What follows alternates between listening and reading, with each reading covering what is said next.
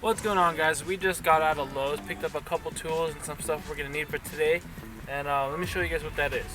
So we picked up a new angle grinder because ours is old and not really working how it should. We got a flat disc because we have to grind down our beautiful welds that I'll show you guys in a little bit when we get home. We got some steel, 16 gauge steel, so not too thick but not too thin either, that hopefully we're going to use to reinforce my tranny tunnel, because as you guys know, in the last video we welded in the hydro and there's a lot of play in it, not in the hydro but in the tranny tunnel itself. We were looking at it, what was flexing, and it was actually the tranny tunnel itself. So hopefully we can do something with this to reinforce it a little bit. And we also got some fiberglass resin and a brush to brush the resin on, because we have a project that we're working on for Jason. So let's go ahead and head on home and get to work. Alright, like I told you guys, I wasn't gonna hide it. These are my beautiful welds here. As you guys know, this thing was let's see, this whole thing was one piece. 1, 2, 3, 4. There was 4 pieces to this. Actually no, there was more.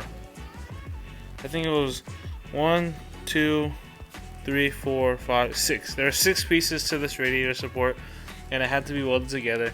And since RJ left the welder here, I figured what a better chance to learn to weld than on this thing.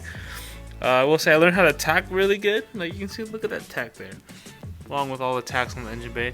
Those are easy.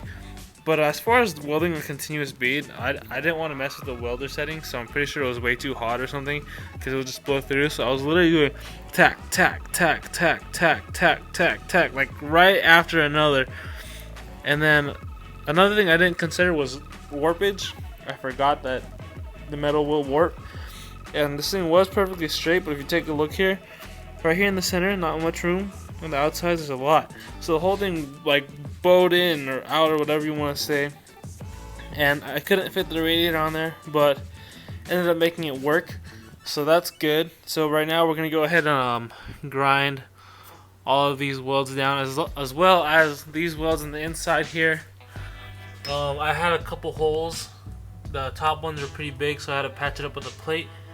These right here, I just plug welded it. I don't know if that's the right term, but there was a hole and I just welded it shut. So we're gonna grind all this down, make it smooth. That way you guys can't see my terrible weld. So let's go ahead and get to that. But also, if you guys didn't notice, this is the bumper I was talking about that I'm doing for Jason. I don't know what it's for.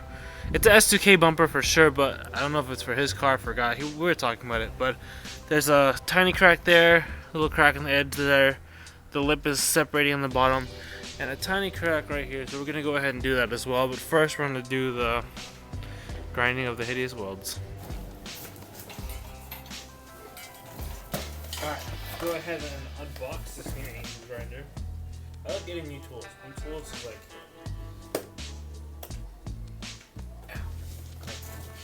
Alright, as I was saying, I love getting new tools. New tools like Christmas. Put on a normal day. There you go. I hope you guys like the equalizer. Something we also picked up today. Ooh, look at this fresh new angle grinder. Comes with the handle, the shield. Ooh, I think it comes with the grinding disc.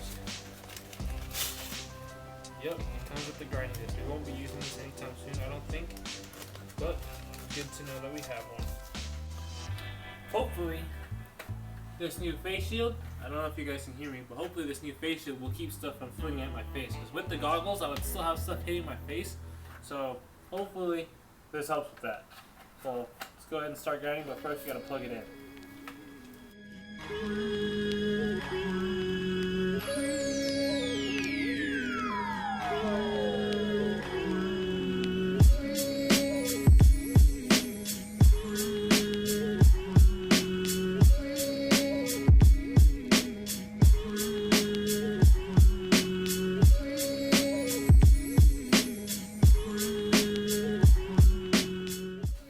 Everything's all grinded down now, looks all smooth. There's a couple low spots here and there, but you know what?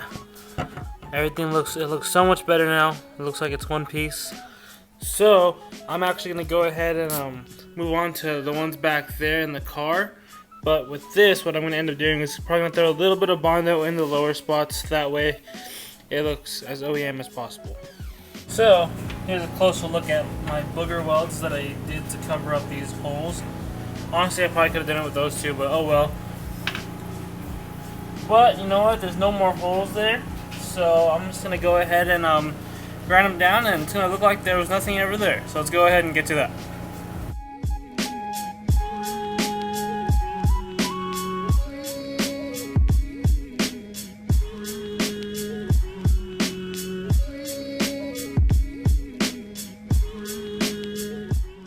Alright, so it's all grinded down.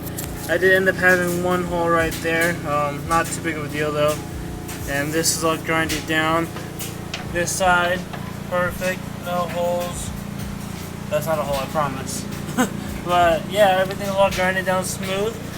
I'm probably gonna, honestly, I am probably gonna go through it with like a quick pass of Bondo just to smoothen like the rough edges out like this. But I'm not too worried about it because I am gonna do a rear seat delete firewall type thing. So all this stuff will be hidden anyways. But just because I know it's there, I wanted to go ahead and do this.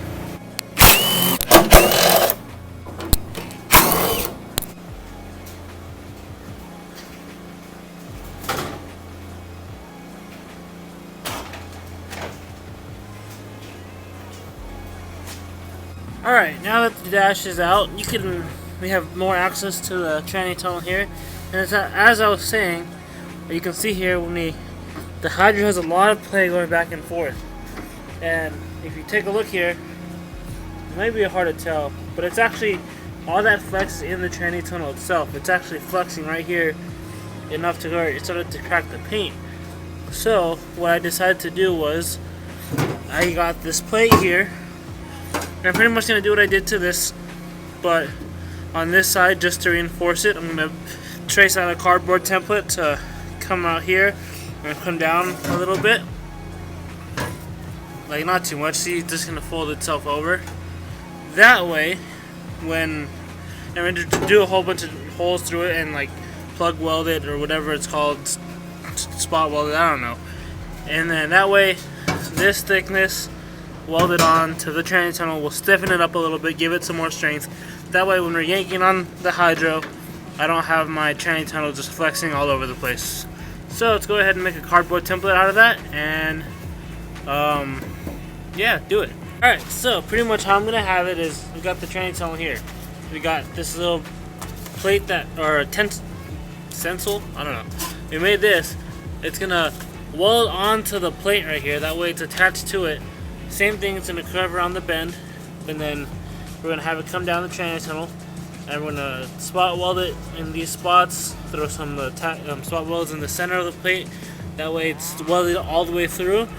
That way when we pull the hydro this way, and you can see it in the center there, it's kind of pushing down here, but with this plate attached to it, it's gonna want to pull this whole thing down, which it won't, because it will give it the structure that it needs. So we got that plate, and we already traced it out to our metal sheet here.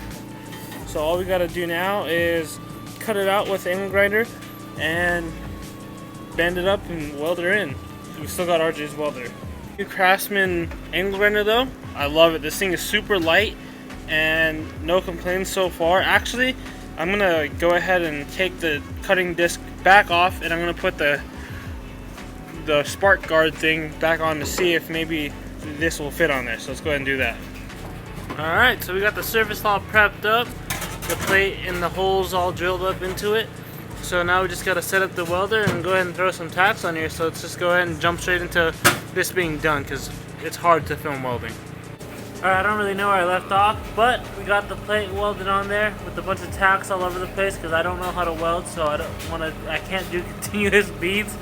But it's tacked in everywhere. It stiffened it up a little bit. There's still quite a amount of play there. I think it is what it is. We don't really pull the hydro, only goes straight back anyway, so we should be alright. I'm gonna go ahead and work on bondoing that, but I think that's it for today's video. yeah, I'm gonna go ahead and end it here. Nothing really interesting is going on, so I don't want to bore you guys with boring Bondo and sanding work. So, as always, thank you guys for watching. I appreciate you guys for sticking around, and trust me, guys. Once we get these B-pillar guzzles done and welded on, once we get it painted, this whole build is gonna go by like that, real quick. So, just bear with me. Once we get these things welded in, we're going to get it painted, and everything is just going to come together piece by piece. So, as always, like I said, thank you guys for watching. Peace out. I'll see you guys next Wednesday.